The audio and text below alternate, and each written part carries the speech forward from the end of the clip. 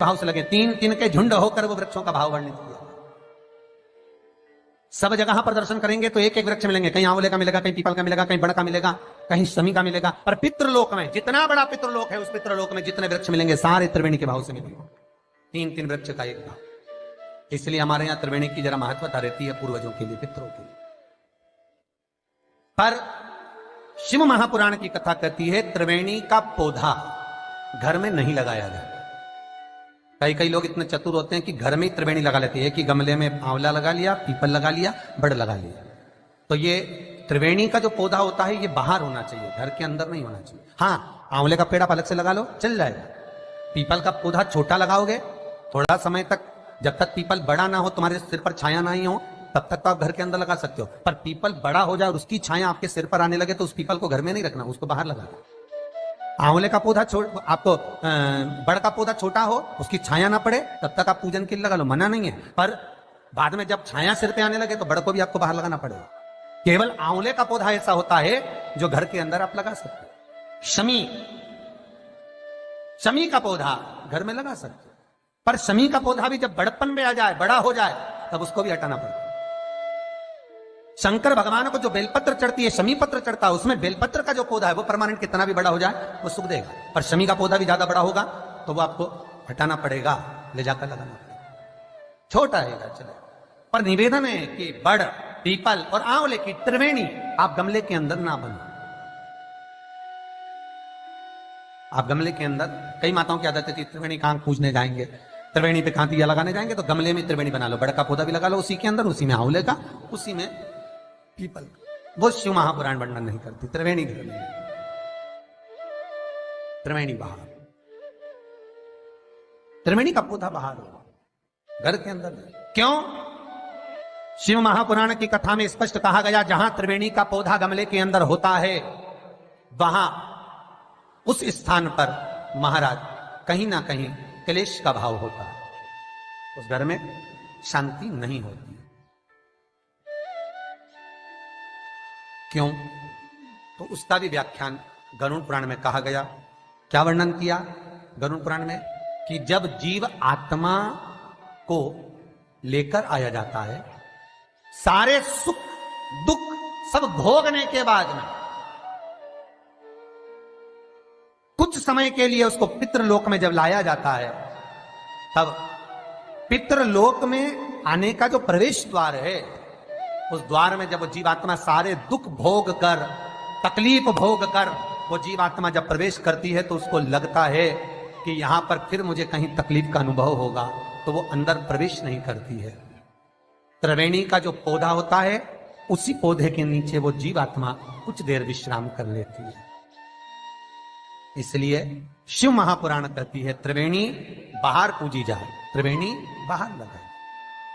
पर त्रिवेणी का पौधा घर के अंदर गमले में रहेगा। जीवात्माओं को जैसे दुख का भान होता है तो विश्रांति लेते हैं, तो आहूत, पितर, वासुक, जो प्रेत योनि में भटकने वाले भी जीव होते हैं, वो त्रिवेणी के नीचे कुछ समय के लिए विश्राम लेते हैं। विश्राम महाराज तो शिव महापुराण में और गणेश पुराण के अंदर एक बहुत सुंदर प्रसंग है। गणेश पुराण में जैसे दुर्गा का प्रसंग कहा गया है, कल उस प्रसंग को थोड़ा वर्णन करेंगे गणेश पुराण के, कि कौन सी दुर्गा किस चीज के लिए लाभदायक है। तो गणेश पुराण में शमी के जो पत्ते का वर्णन करा गया, तो उसमें स्पष्ट कहा गणेश पुराण में कि यदि एक लोटा पानी, एक कलश जल, उसमें चंदन घोलकर, अक्षत के 5 दाने और पीपल के 2 पत्ते उसमें डालकर शमी के पेड़ के ऊपर उस जल को समर्पित कर कर आप अपनी कामना बोलकर जिस कार्य के लिए जाते हैं, वो कार्य मात्र 3 दिन में सफल हो जाता है। मात्र 3 दिन लगते। गणेश पुराण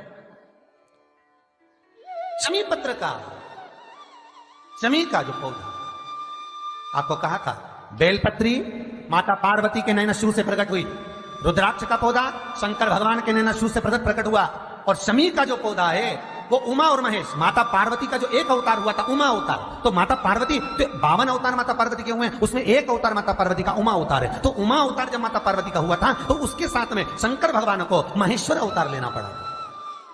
महेश्वर अवतार भगवान शंकर ने लिया। तो उमा और महेश्वर का जब मिलन हुआ था, उस मिलन के दृष्टिकोण से, उस मिलन की दृष्टि से शमी का पौधा उत्पन्न हुआ। शंकर भगवान की जो जलाधारी है बस उस जलाधारी का मुख उत्तर का होना चाहिए। घर में भी अगर शंकर भगवान का शिवलिंग रखते हैं अपन, तो शंकर जी की जो जलाधारी का मुख होता है वो उत्तर का होना चाहिए। उत्तर।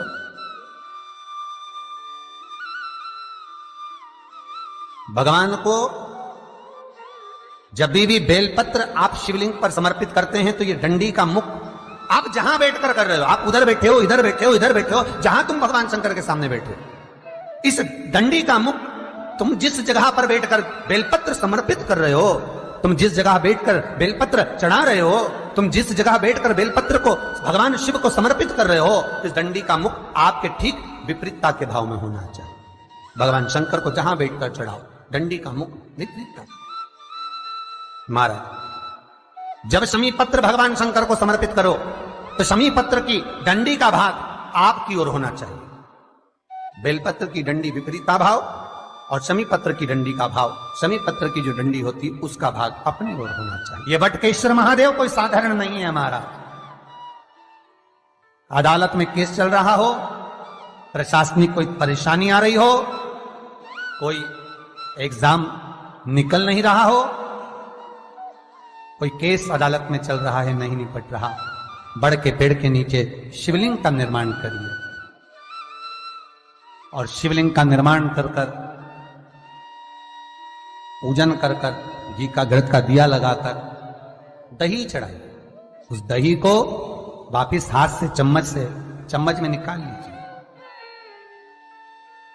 उस दही को रख लो, शिव जी की पूजन अर्चना कर कर भगवान भोलेनाथ के शिवलिंग का विसर्जन कर दिया। दही जो चम्मच में निकाला है उसको एक रुमाल में लगा लीजिए, चाहे स्वस्तिक बना लो, चाहे छापा लगा लो, बिंदी लगा लो।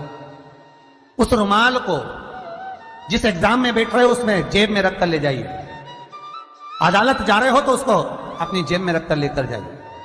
महाराज, बटकेश्वर महादेव का पूजन, बटकेश्वर महादेव का स्मरण, बटकेश्वर महादेव की आराधना, बटकेश्वर महादेव का नाम जाप, बटकेश्वर महादेव की अर्चना फल दे दे। बटकेश्वर